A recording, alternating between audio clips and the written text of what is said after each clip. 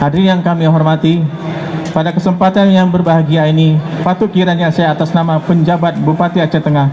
menyampaikan terima kasih yang sebesar-besarnya kepada seluruh masyarakat Kabupaten Aceh Tengah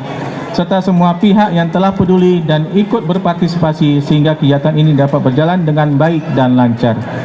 Serta besar harapan saya ke depannya